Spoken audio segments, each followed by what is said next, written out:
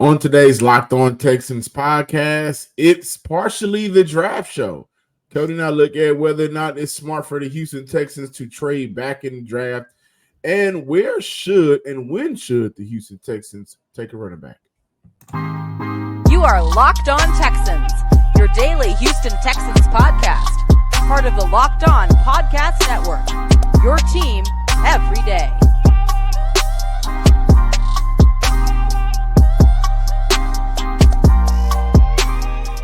Welcome, everybody, to this Thursday episode of the Locked On Texans podcast, a part of the Locked On Podcast Network, your team every day. If this is your first time listening or watching the Locked On Texans podcast, thank you for stopping by and lending your ears. Please subscribe, like, and comment on the Locked On Texans podcast, to the Locked On Texans podcast on YouTube and wherever you listen to your podcast.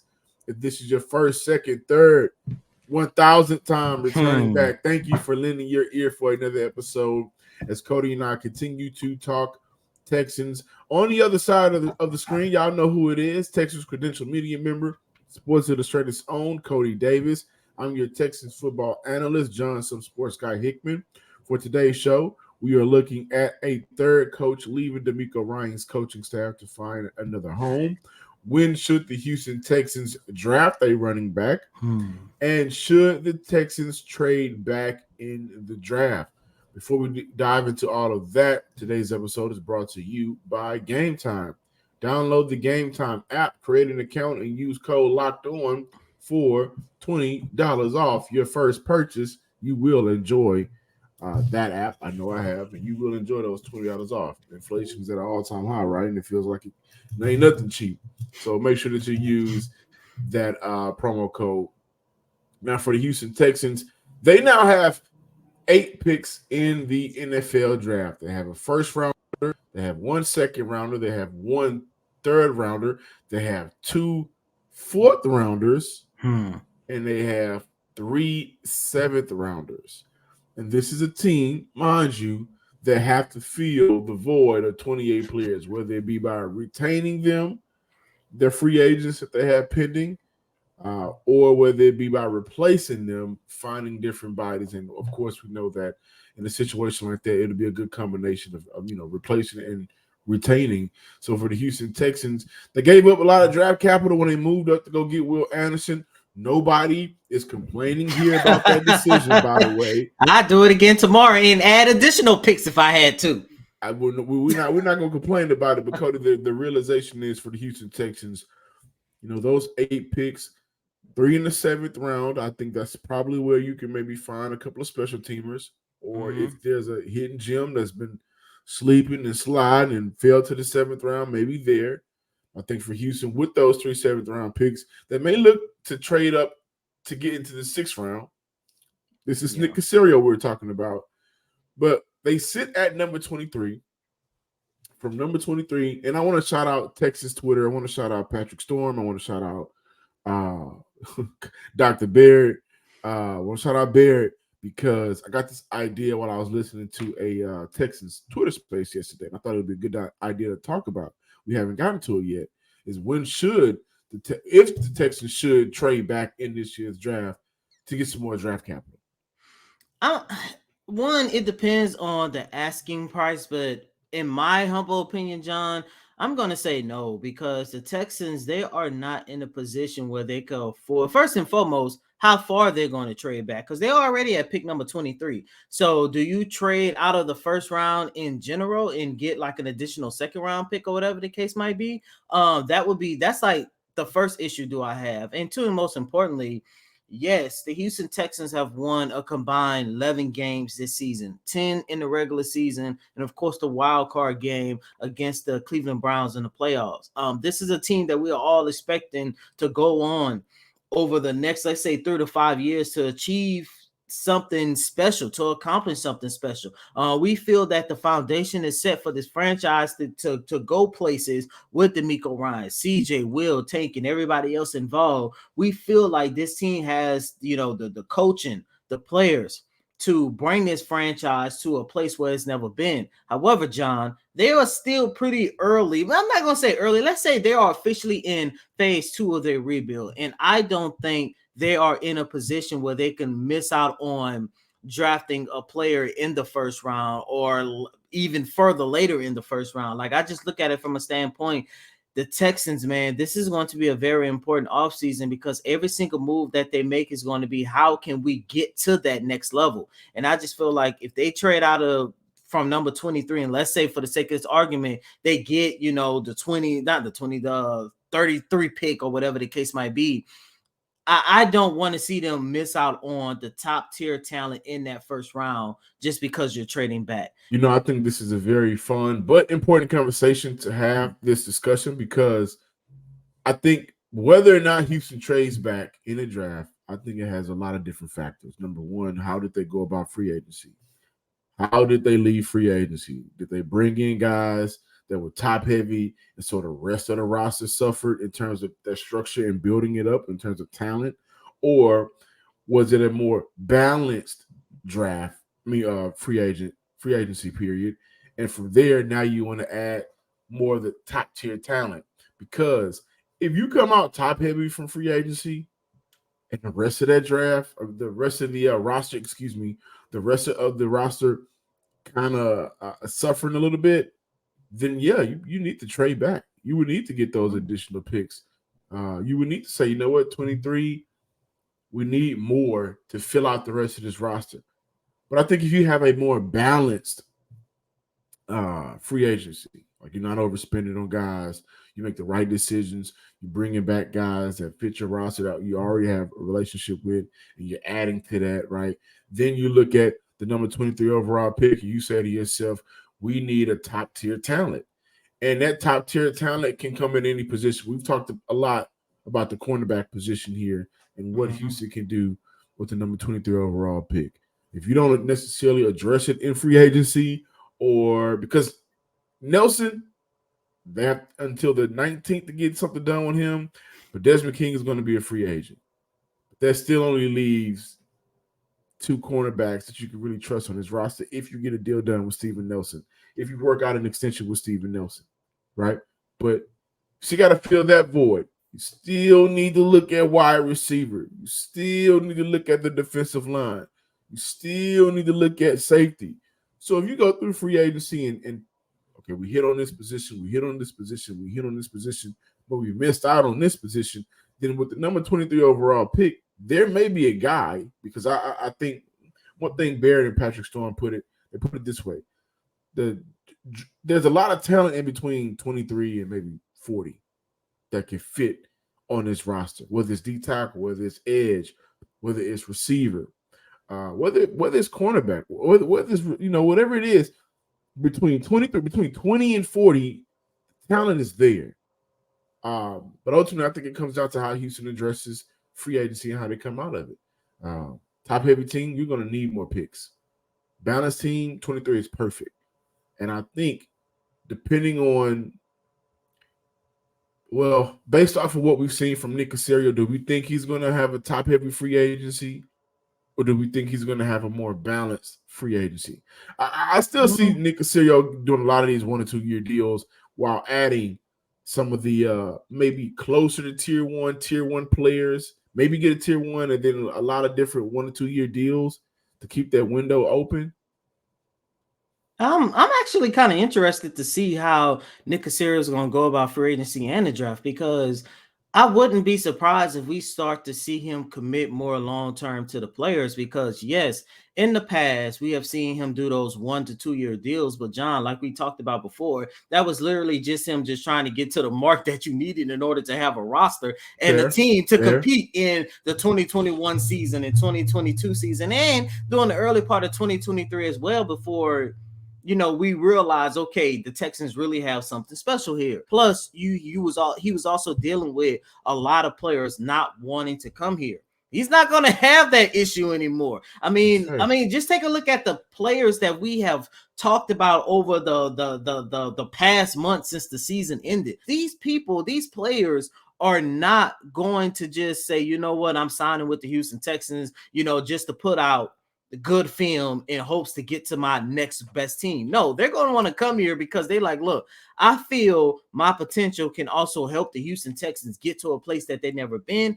And this is going to be a situation where Nick Caserio is going to have an opportunity to sign X player for 3 to 4 years, because this is going to be a player that they feel that can get them to championship contention, playoff contention. So you're sticking at 23. I'm staying at 23. Even if you go and get, let's say, if you go out and sign DJ Reader, and he's your top tier defensive tackle, I'm staying at 23 because you could use that pick in filling in another void. Because remember, like I alluded to this a couple days ago, you take a look at that safety position. If you miss out on the top tier safeties in free agency, pick number 23 can give you an opportunity to get arguably the best or second best safety in the draft. And it's going to be interesting to see how they use that. Yeah.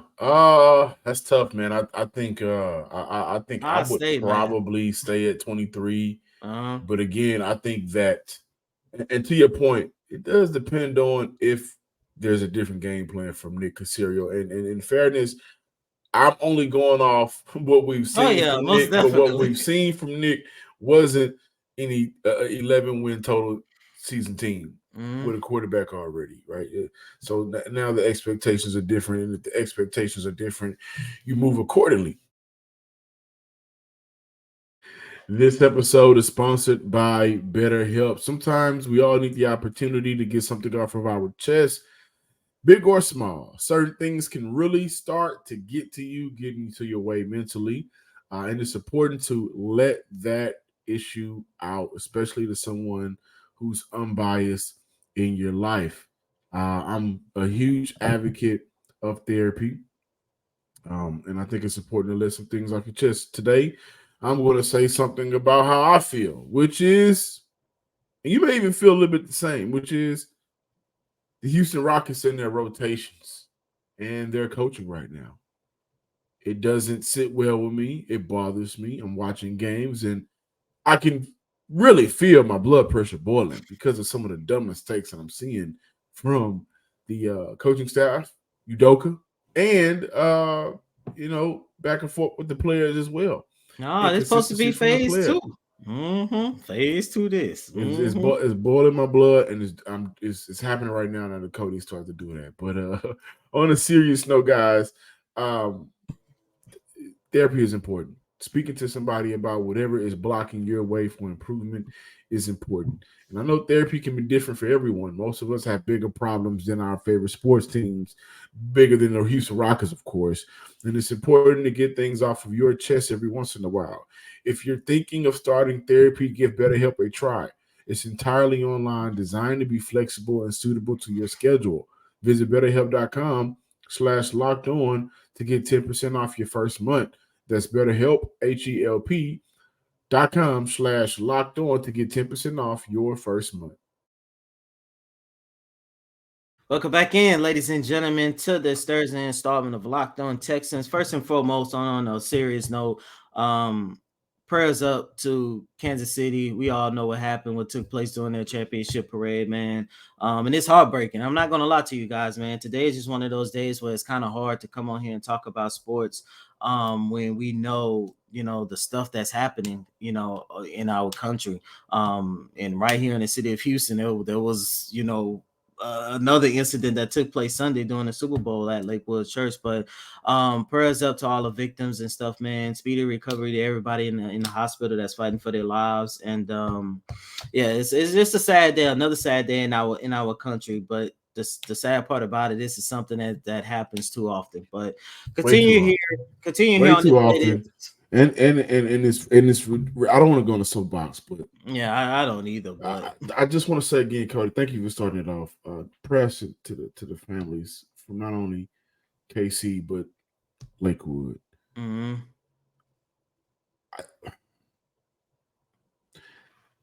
I hate even the thought of any idea of will the NFL look to ban parades now. And not just the NFL, but all leagues in general. All leagues in general, because of the foolishness, the dumbness, to just ignorance from people who have nothing better to do in their lives than ruin other people's lives because of their situation. Yeah, it's a tough day. It's a tough They need day. better help. Yeah, they need a lot. But continuing here on this latest installment of Locked On Texans, going back to draft talk. John, I think this is a very interesting topic that we are about to have. Because the one thing, whether a fan, whether a reporter, analyst, that I never understood was the narrative of it's not good to draft a running back. Whoa. And In the first round. you say in the first round, some people are like you could get them later in the round. Some people like I'm forever fine signing an undrafted free agent running back. No disrespect to all of the undrafted players, but they're undrafted for a reason. Let me just go ahead and say that. But the one thing when you talk about the Houston Texans in their draft, and it's the first time since John and myself been covering this team where it's kind of tricky to get prepared for the draft because majority of what they're going to do in the draft is going to be based off of what takes place in free agency. And the one thing I love about covering the NFL over the NBA is the fact that you have an opportunity to go through free agency before you go through the draft. I always thought it was stupid in the NBA to have the draft before free agency. However, the NFL, I think they got it right on that standpoint. And we are all sitting here talking about Josh Jacobs. We're sitting here talking about Saquon Barkley, and I think those are the top running backs that the Texans should definitely try to get in free agency. However, John, like we talked about a couple days ago, if they miss out on both of those players, what is going to be the contingency plan moving forward? I think the best contingency plan will be to bring back Devin Singletary.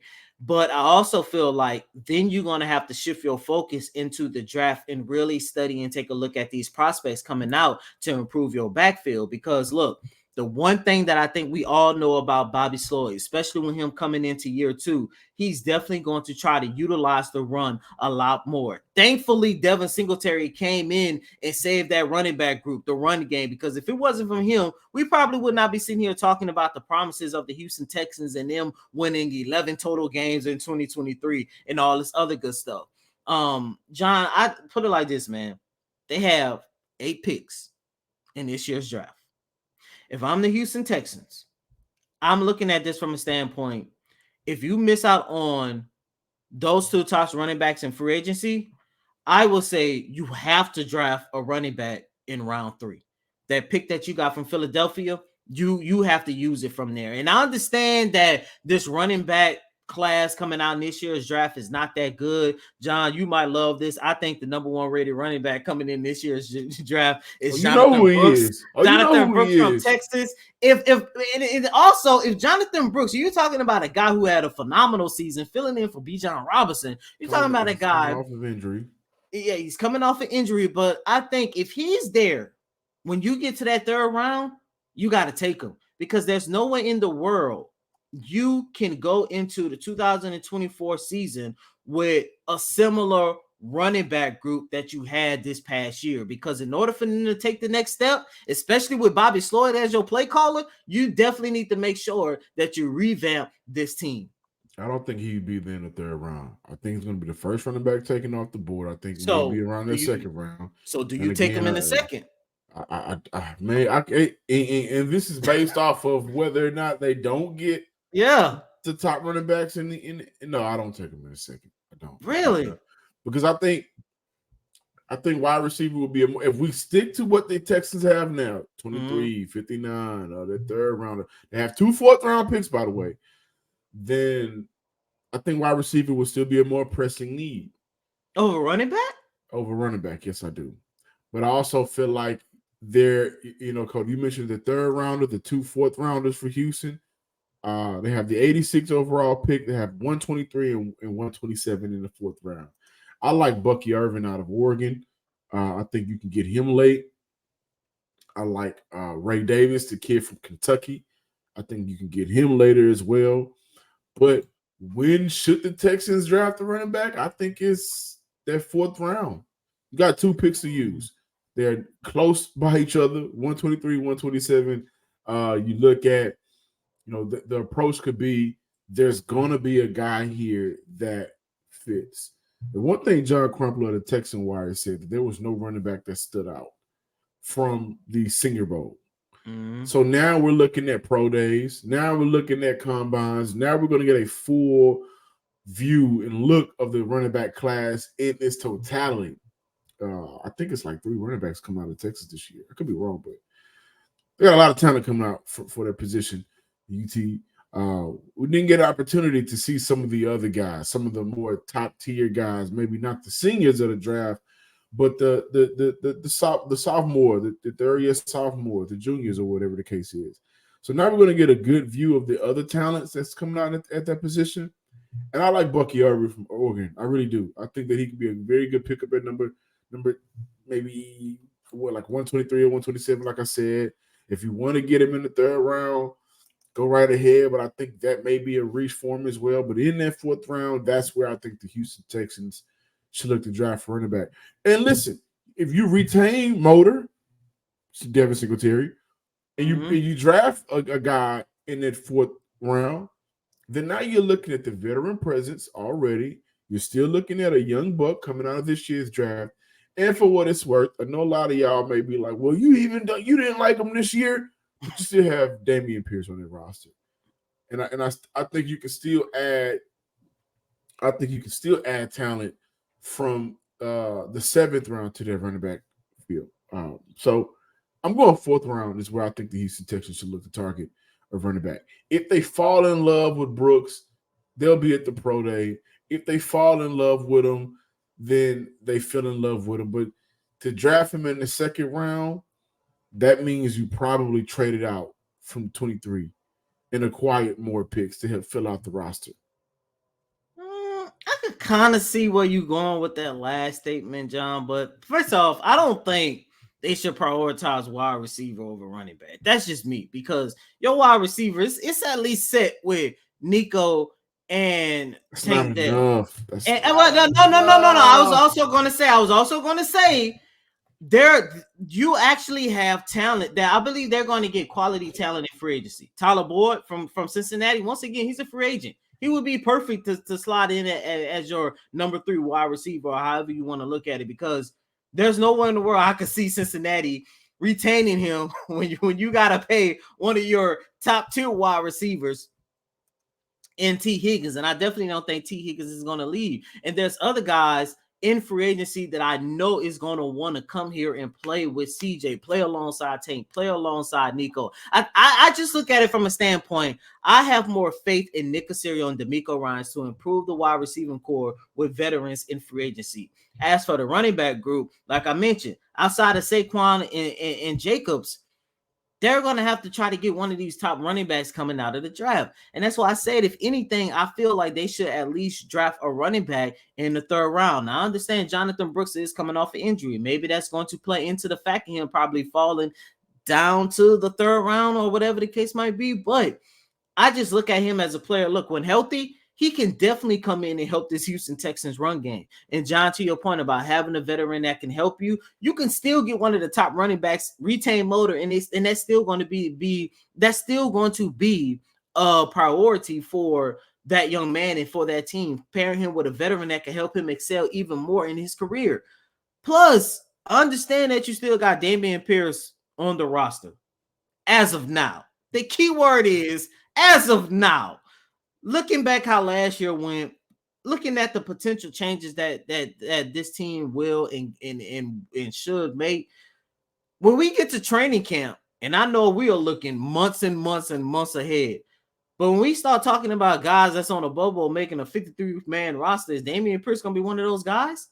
I don't want the Texans to put their hope and faith into a player. And I hate to say it because I love Dameon Pierce as a person and as a player. But I don't want the Texans to jeopardize their rushing attack because they feel like they are in a position to give Dameon Pierce another opportunity to prove what he can do. And look, don't just take it from me. I'm gonna play this clip once again. This is what Coach DeMeco Ryans had to say about improving the run game this offseason. The running game will be significant for us to improve upon. I think you see as you go throughout this game, especially in the postseason, right? Teams that win games, you got to be able to run the football, right, and sustain it. And we weren't able to accomplish that versus the Ravens, and it showed up. So we have definitely areas to improve, many different areas, but run game is one of those areas for sure.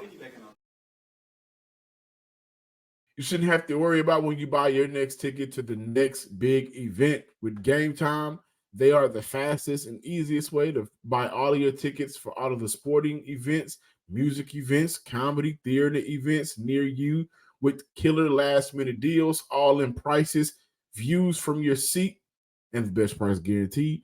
Game Time takes the guesswork out of buying tickets. Some of my favorite experiences with the Game Time app. Listen, they got the views from your seats. That's my favorite experience. I love to see where I'd be able to sit. They also offer, again, the lowest price guarantee, even event cancellation protection and job loss protection. So if something happens or you're not able to make it or a change in your life, they'll give you your money back. Guaranteed, it's already taken care of. And with zone deals, you pick the section. Game Time picks the seats for big time savings. Download the Game Time app, create an account, and use code Locked On for $20 off your first purchase. Terms apply. Again, create an account, redeem code Locked On for $20 off your purchase. Download Game Time today. Last minute tickets, the lowest price guaranteed. Welcome back in, Locked On Texans listeners and viewers. Before we close out today's show, a little bit of information and news. The Texans are going to lose out on first-year safety coach Stephen Adekogi. He will be hired by Michigan, the Michigan Wolverines, for their defensive back spot. So now that leaves a void in terms of coaching for the Houston Texans. They also get an opportunity to retain assistant offensive line coach Cole Popovich, who I think did a very good job with the Houston Texans this year, all things considered. Now we got to give him the tools that he needs to improve. And the only tools I think will be getting healthy and getting guys back in their position where they excelled at. But for Coach Steven, now Houston has a void at the safety position. I don't think we know here if it'll be an in-house promotion from somebody that's already on the coaching staff to coach the safeties. But I'll say this, based off of his long year here in Houston and what we saw, the safeties took a dive. The production from the safeties took a dive. Now, again, I don't think a lot of people saw how impactful MJ Stewart and Eric Murray were for this team before they got hurt at their safety position, which is crazy to say. But they were constantly battling injuries, so I gotta take that into account. They were constantly battling injuries, but I think Jalen Petre's decline is weird. You look at the entire group and say, this is the problem. And what happened? Why is he so bad from last year? But congrats to Coach Steven, who will be taking on a new role, a DB role at coach at Michigan. My favorite part in all of this is the fact that they had an opportunity to contain Coach Popovich. That offensive line, man, shout out to everybody involved, man, because we all know the story, man. The very first major injury of the season came on the offensive line, but I think it was the second week of training camp. Scott Quisenberry goes down. A couple days later, Titus Howard goes down, and then it was just an avalanche from there. Almost every single week we came on this show talking about this offensive lineman is out for the season. This offensive lineman is going to, be out for a significant amount of time. But that offensive line, the coaching that took place, they did a phenomenal job with the makeshift O-line, adding players in, taking players out. And outside of let's say probably 4 or 5 games, the offensive line played really well. And to understand how important coaching is, all you got to do is take a look at Juice Scruggs. Juice Scruggs missed, half of the preseason with the hamstring injury and half of the regular season. He came in. I think he made his debut in week 9 or week 10, right after I think it was Jared Patterson had went down with that ankle injury, if I'm not mistaken. And Juice Scruggs came right in, and it seemed like he did not miss a beat outside of that subpar debut he had. And subpar is better than terrible. So shout out to that man. And I'm just hoping, to your point, John, that this offensive line gets healthy. However, there are a couple conversations I want us to revisit tomorrow in terms of how can this offensive line get better and what should they do? Because look, the one thing that I will say when it comes to draft and free agency, local media coverage is important, because I can't tell you how many times I've seen a national mock draft and they had the Houston Texans drafting a tackle. Look, we are not nowhere in the Texans war rooms as of right now. We don't know who is on their draft board, but I guarantee you at pick number 23, even if they trade back at pick number 33, 34, 35, 40, whatever it's going to be, a tackle, an offensive lineman is not going to be the Houston Texans' first pick of the 2024 NFL draft. But it's like that because they actually have some talent and potential there. But we got to discuss what is going to be the best situation for this offensive line moving forward with the talent that's already in-house. Yeah, they've been doing that for the last 3 years. Remember, it was Houston was supposed to draft Ike Kwanu. Yeah, with the number 3 pick. Yeah, thank God for Derek Stingley. Thank you guys for watching and listening to today's episode. Be sure to subscribe, like, and comment on YouTube and wherever you get your podcasts. Give us a follow on Twitter at Locked On Texans, and shoot me a follow as well at John_Hickman12. And as always, I'm your host, Cody M. Davis. Please remember to follow me on Twitter at CodyDavis_24. Once again, that's Cody, COTYDAVIS_24. Until next time, ladies and gentlemen, peace.